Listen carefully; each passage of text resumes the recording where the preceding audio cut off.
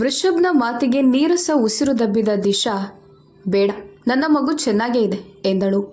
ಹೋ, ಕಣ್ಣಲ್ಲಿ ಸ್ಕ್ಯಾನ್ ಮಾಡಿ ನೋಡ್ಬಿಟ್ಯಾ? ಗಂಡೋ ಹೆಣ್ಣೋ ಅದನ್ನು ನೋಡಿ ಹೇಳಬೇಕಿತ್ತು ಎಂದಿದ್ದ ವೃಷಭ್. ಅವನತ್ತ ಉರಿನೋಟ ಬೀರಿದಳು ಹುಡುಗಿ. ಏನು ಹಾಗೆ ನೋಡೋದು? ಒಮ್ಮೆ ಹೋಗಿ ಚೆಕಪ್ ಮಾಡಿಸೋಕೆ ಏನು ಸಮಸ್ಯೆ ನಿನಗೆ? ಮಗು ಹುಷಾರಾಗಿದ್ಯೋ ಇಲ್ವಾ ಅಂತ ಗೊತ್ತಾಗುತ್ತೆ ತಾನೆ. 3-4 ದಿನದಿಂದ ಅತ್ತು ಕರೆದು ಟೆನ್ಷನ್ ಮಾಡ್ಕೊಂಡು ಓಡಾಡಿದ್ಯಾ ಎಂದಿದ್ದ. ಅವನ ಕಾಳಜಿಗೆ ಮನಸ್ಸು ಅರಳುತ್ತಾದರೂ ಮತ್ತೆ ಮುದುಡಿತು. ಅದು ಗೊತ್ತಿದ್ದು ಮತ್ತೆ ಮತ್ತೆ ಒರಟಾಗಿ ಮಾತಾಡ್ತೀಯಾ? ನನ್ನ ಮಗುವನ್ನು ಹೇಗೆ ನೋಡ್ಕೋಬೇಕು ಅಂತ ನನಗೆ ಗೊತ್ತು. ಹೇಗೋ ಡಿವೋರ್ಸ್ ಆದಮೇಲೆ ಮಗು ನನ್ನ ಜೊತೆ ತಾನೇ ಇರುತ್ತೆ. ನಿನಗೆ ಮಗುವಿನ ಟೆನ್ಷನ್ ಬೇಡ ಬಿಡು ಎಂದಿದ್ದಳು. ಅವಳ ಮಾತಿಗೆ ಮತ್ತೆ ಸಿಟ್ಟು ಬಂದಿತ್ತು ಅವನಿಗೆ. ನೀನು ಎಂದು ಏನೋ ಹೇಳಲು ಮುಂದೆ ಬಾಗಿದವ ಮತ್ತೆ ಭುಜದಲ್ಲಿ ನೋವು ಕಾಣಿಸಿಕೊಂಡಿತು. ಅಮ್ಮ ಎನ್ನುತ್ತಾ ಮುಖಕ್ಕೆ ಉಚ್ಚಿ ಹಿಂದಕ್ಕೆ ಒರಗಿದ ವೃಷಭ್. ಏನಾಯಿತು ಎನ್ನುತ್ತಾ ಅವನ ಹತ್ತಿರ ಬಂದಳು ದಿಶಾ. ಅದಕ್ಕೆ ಹೇಳೋದು, ಬೆಡ್ ಮೇಲೆ ಬಿದ್ದಿರುವಾಗ ಹಾರಾಡಬಾರ್ದು ಅಂತ. ಸುಮ್ಮನೆ ಮಲ್ಗೋಕ್ಕೆ ಆಗಲ್ವ ನಿನಗೆ? ಅದೆಷ್ಟು ಮಾತಾಡ್ತೀಯ? ಸುಮ್ಮನೆ ಮಲ್ಕೋ, ಇಲ್ಲಾಂದರೆ ಹೀಗೆ ಆಗೋದು ಎಂದಳು. ಅವಳನ್ನೇ ಕೆಕ್ಕರಿಸಿದವನು, ನೀನೇನು ಹೆಂಡ್ತಿನ ರಾಕ್ಷಸಿನ? ಗಂಡನ ನೋವು ನೋಡಿ ಖುಷಿ ಪಡ್ತಾ ಇದೆಯಲ್ಲ ಎಂದಿದ್ದ. ಸರಿ, ಅಮ್ಮನ ಕರಿ, ನಾನು ವಾಶ್ರೂಮ್ಗೆ ಹೋಗಬೇಕು ಎಂದಾಗ ಹುಬ್ಬು ಬೆಸೆದು, ಅತ್ತೆ ಯಾಕೆ? ನಾನು ಉಳ್ಕೊಂಡಿರೋದು ಅವರಿಗೆ ಕಷ್ಟ ಆಗುತ್ತೆ ಅಂತ, ನಿನ್ನನ್ನು ನೋಡ್ಕೊಳ್ಳೋದಕ್ಕೆ ಎಂದಳು ದಿಶಾ. ಇವಳೇ ಪೇಷೆಂಟು, ಉಫ್ ಅಂದರೆ ಉದುರಿ ಹೋಗ್ತಾಳೆ, ಇವಳು ನನ್ನನ್ನು ನೋಡಿಕೊಳ್ತಾಳಂತೆ ಎಂದು ಗೊಣಗಿಕೊಂಡವನು, ಏನೂ ಬೇಕಾಗಿಲ್ಲ, ಅಮ್ಮನೇ ಕರಿ, ನೀನು ಮೊದಲೇ ಪೇಷಂಟ್ ಥರ ಇದೆಯಾ, ನೀನೇನು ನನಗೆ ಹೆಲ್ಪ್ ಮಾಡೋದು ಎಂದನು. ಅವಳ ಮೂಗು ಕೋಪದಿಂದ ಕೆಂಪಾಯಿತು. ನಾನಲ್ಲ ಪೇಷಂಟ್ ಆಗಿರೋದು, ನೀನು. ನಿನಗೆ ತುಂಬ ಸೊಕ್ಕು, ಅದಕ್ಕೆ ಇಂಥ ಸ್ಥಿತಿ ಬಂದಿರೋದು. ಬಾಯಿ ಮುಚ್ಕೊಂಡು ಬಾ ಎನ್ನುತ್ತಾ ಅವನ ಕೈ ಹಿಡಿದುಕೊಂಡಳು. ಹೇ, ಒಂದ್ಸಲ ಹೇಳಿದರೆ ಅರ್ಥ ಆಗಲ್ವಾ? ಸುಮ್ಮನೆ ನನಗೆ ಇರಿಟೇಟ್ ಮಾಡಬೇಡ. ಅವಳಿಗೆ ತೊಂದರೆಯಾಗುತ್ತದೆ ಅಂತ ಹಾಗೆ ಹೇಳಿದ್ದ. ಬಾಯಿ ಮುಚ್ಕೊಂಡು ಬಾ ಅಂತ ಹೇಳಿದರೆ ನಿನಗೂ ಅರ್ಥ ಆಗಲ್ವಾ? ನಾನು ಅತ್ತೆನ ಕರೆಯಲ್ಲ, ನನ್ನ ಜೊತೆ ಬರುವ ಹಾಗಿದ್ರೆ ಬಾ, ಇಲ್ಲಾಂದರೆ ಇಲ್ಲೇ ಮಾಡ್ಕೊ ಎಂದಳು. ಛೀ, ಸ್ವಲ್ಪನೂ ನಾಚಿಕೆ ಇಲ್ಲವೇನೆ ನಿನಗೆ ಹೀಗೆ ಹೇಳೋಕ್ಕೆ? ಅಮ್ಮ ಎಂದು ಕೂಗುವಾಗ ಓಡಿ ಹೋಗಿ ರೂಮಿನ ಬಾಗಿಲು ಹಾಕಿದಳು ದಿಶಾ. ಅವಳ ನಡೆಗೆ ಪೆಚ್ಚಾದ ವೃಷಭ್, ತಲೆಗಿಲೆ ಕೆಟ್ಟಿದ್ಯಾ ನಿನಗೆ? ತವರು ಮನೆಗೆ ಹೋಗಿ ಬಂದಾಗಿನಿಂದ ಸ್ವಲ್ಪ ಲೂಸ್ ಆಗಿದೆಯಾ ಹೇಗೆ? ನಾನು ಹೇಳ್ತಾ ಇದ್ದೀನಲ್ವಾ ವಾಶ್ರೂಮ್ಗೆ ಹೋಗಬೇಕು ಅಂತ, ಅಮ್ಮನ ಕರಿ ಎಂದನು. ಹಾಂ, ನಿನಗೂ ಕಿವಿ ಕೇಳೋದು ನಿಂತು ಹೋಗಿದ್ಯಾ? ನಿನಗೆ ಏಟಾಗಿರೋದು ಭುಜಕ್ಕೋ ಅಥವಾ ಕಿವಿಗೋ? ನಾನು ಹೇಳ್ತಾ ಇದ್ದೀನಿ ತಾನೆ, ನಾನೇ ನಿನ್ನ ವಾಶ್ರೂಮ್ಗೆ ಕರ್ಕೊಂಡು ಹೋಗ್ತೀನಿ ಅಂತ ಎಂದಳು ದಿಶಾ. ಅವನು ತಲೆ ಚಚ್ಚಿಕೊಂಡ. ಆಯಿತು ಬಾ ಎಂದು ಕರೆದನು.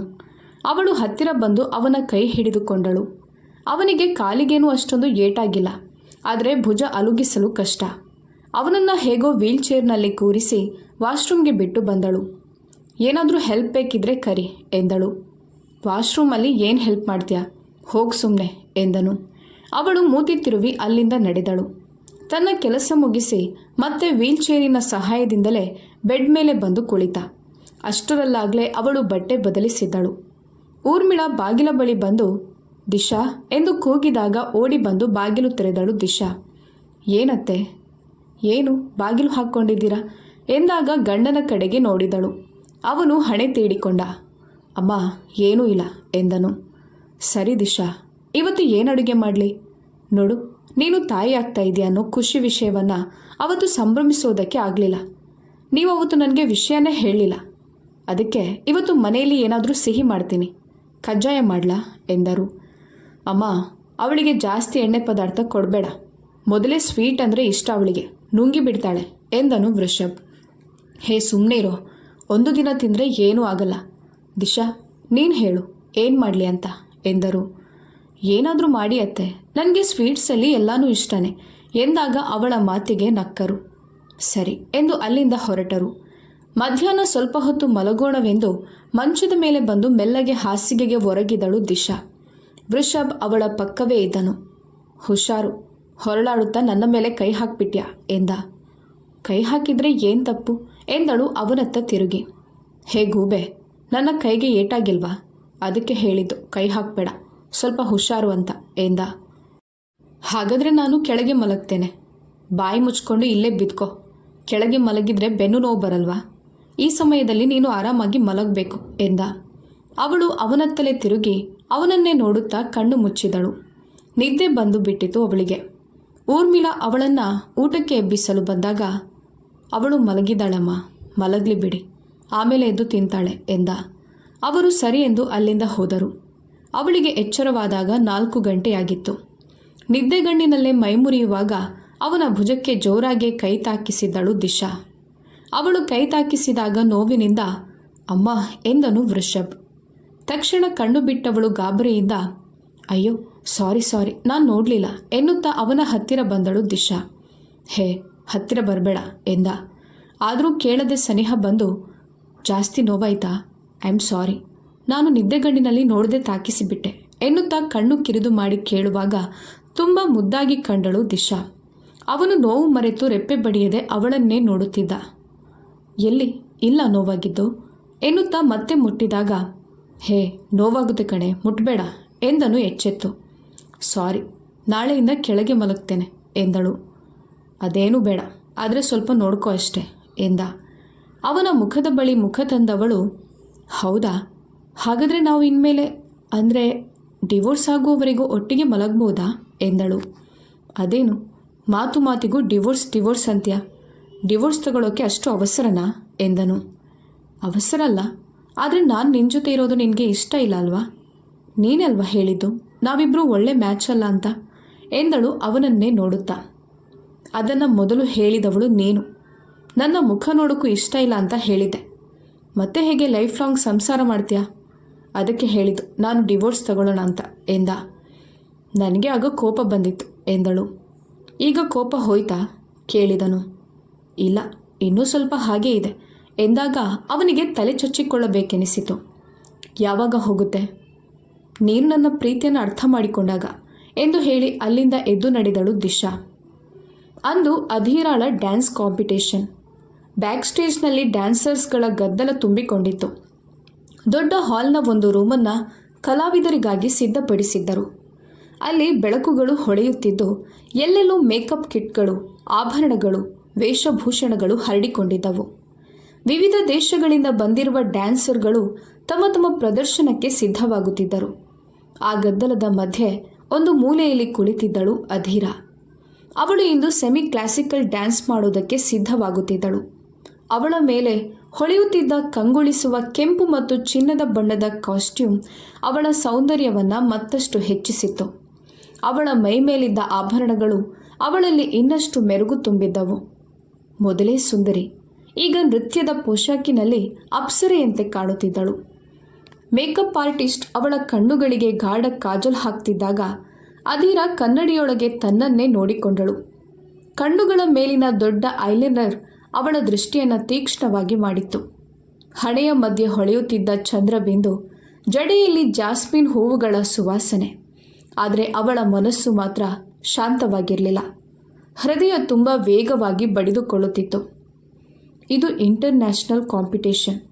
ಎಷ್ಟು ದೊಡ್ಡ ಜಡ್ಜ್ಗಳಿರ್ತಾರೆ, ಎಲ್ಲರೂ ಎಷ್ಟು ಚೆನ್ನಾಗಿ ಡ್ಯಾನ್ಸ್ ಮಾಡ್ತಾರೆ. ನಾನು ಯಾವತ್ತೂ ಇಷ್ಟು ದೊಡ್ಡ ಸ್ಟೇಜ್ ಹತ್ತಿಲ್ಲ ಎಂಬ ಯೋಚನೆ ಅವಳನ್ನು ಭಯಪಡಿಸ್ತಿತ್ತು. ಅವಳ ಕೈಗಳು ಸ್ವಲ್ಪ ನಡುಗುತ್ತಿದ್ದವು. ಅವಳು ನಿಧಾನವಾಗಿ ಎದ್ದು ನಿಂತು ಒಂದು ಕ್ಷಣ ಕಣ್ಣು ಮುಚ್ಚಿ ಆಳವಾದ ಉಸಿರೆಳೆದಳು. ಎಲ್ಲ ಆಯಿತು, ಗೆಜ್ಜೆ ಹಾಕ್ಕೊಳ್ಳಿ ಬೇಗ ಎಂದಳು ಮೇಕಪ್ ಆರ್ಟಿಸ್ಟ್. ಹಾಂ ಎಂದವಳು ಮೊದಲು ಕೈವಲ್ಯನಿಗೆ ಕರೆ ಮಾಡಿದ್ದಳು. ಅವನು ಪ್ರೇಕ್ಷಕರ ಸಭಾಂಗಣದಲ್ಲಿದ್ದ. ಮಡದಿಯ ಪ್ರದರ್ಶನಕ್ಕೆ ಕಾಯುತ್ತಿದ್ದ. ಹಲೋ ಕೆಪಿ, ಬ್ಯಾಕ್ ಸ್ಟೇಜ್ಗೆ ಬಾ ಬೇಗ ಎಂದಳು. ಏನಾಯಿತು? ಈಸ್ ಎವ್ರಿಥಿಂಗ್ ಓಕೆ ಕೇಳಿದ. ಬಾ ನೀನು ಎಂದಳು. ಸರಿ ಎಂದು ಅವನು ಎದ್ದು ಬಂದಾಗ ಅವಳು ತಾವಿದ್ದ ರೂಮಿನಿಂದ ಹೊರಬಂದಳು. ಕೈವಲ್ಯ ಕೂಡಲೇ ಬ್ಯಾಕ್ ಸ್ಟೇಜ್ ಬಳಿ ಬಂದಿದ್ದ. ಆ ಕಾಮ್ನಲ್ಲಿ ದೇವತೆಯಂತೆ ಕಾಣುತ್ತಿದ್ದವಳನ್ನು ಕಂಡು ಕ್ಷಣ ಮೈಮರೆತನು ಹುಡುಗ.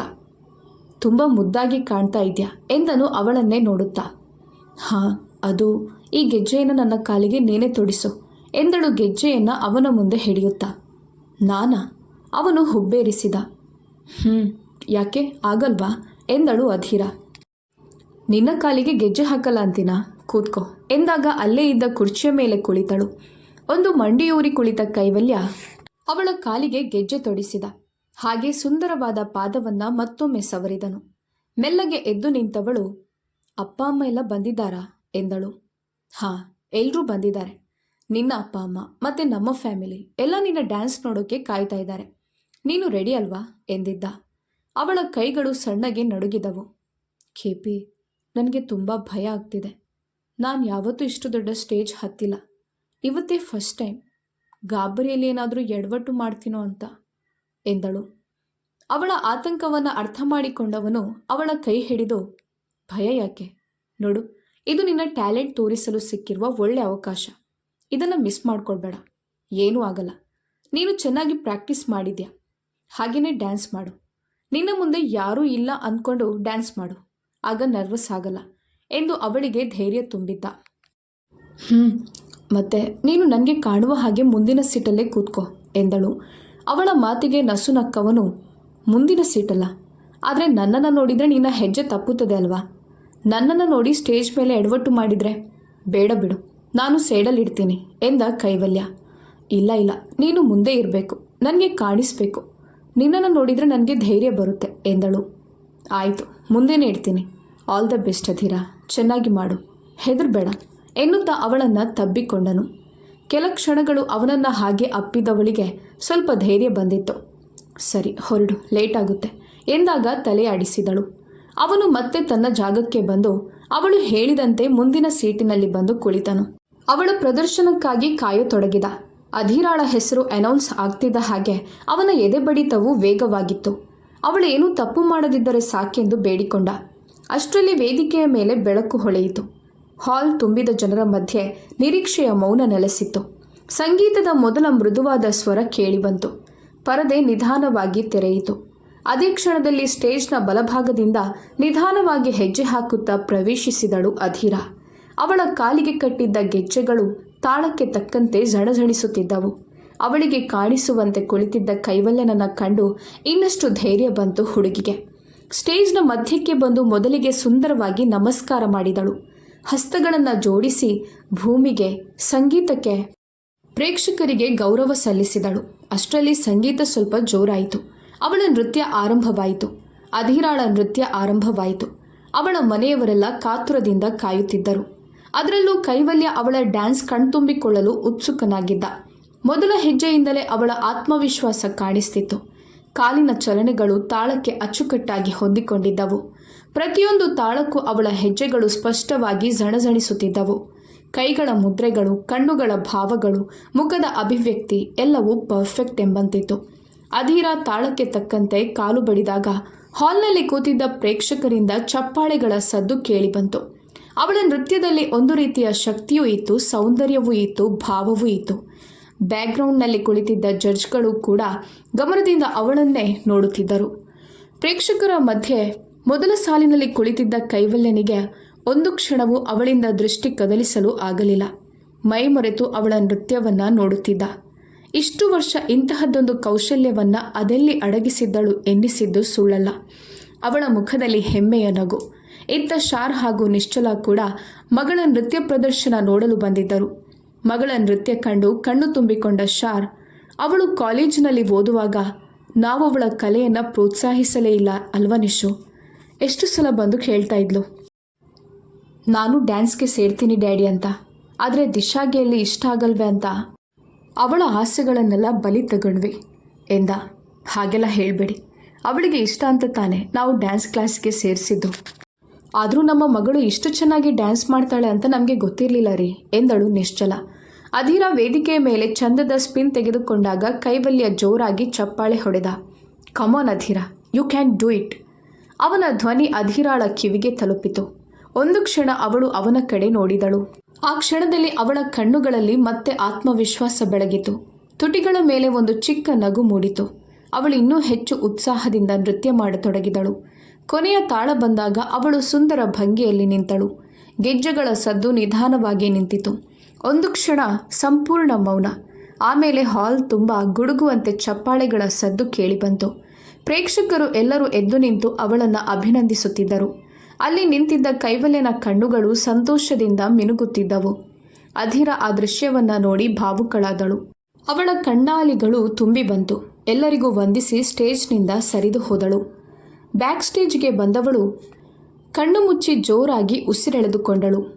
ನಾನು ಸ್ವಲ್ಪನೂ ಹೆದರದೆ ಎಲ್ಲರ ಮುಂದೆ ಅಷ್ಟು ಆತ್ಮವಿಶ್ವಾಸದಿಂದ ನರ್ತಿಸಿದ್ದೇನೆ. ಅವಳಿಗೆ ನಂಬುವುದಕ್ಕೆ ಆಗಲಿಲ್ಲ. ಸಂತೋಷಕ್ಕೆ ಕಣ್ಣು ತುಂಬಿತು. ಅಷ್ಟರಲ್ಲಿ ಅವಳನ್ನು ನೋಡಲು ಅಲ್ಲಿಗೆ ಬಂದಿದ್ದ ಕೈವಲ್ಯ. ಓಡಿ ಬಂದು ಅವನನ್ನು ಗಟ್ಟಿಯಾಗಿ ತಬ್ಬಿಕೊಂಡಳು ಅಧೀರಾ. ಕಥೆ ಮುಂದುವರಿಯುತ್ತದೆ. ಈ ಕಥೆ ನಿಮಗೆ ಇಷ್ಟವಾಗಿದ್ದಲ್ಲಿ ಲೈಕ್ ಮಾಡಿ, ಶೇರ್ ಮಾಡಿ, ಕಾಮೆಂಟ್ ಮಾಡಿ. ಧನ್ಯವಾದಗಳು.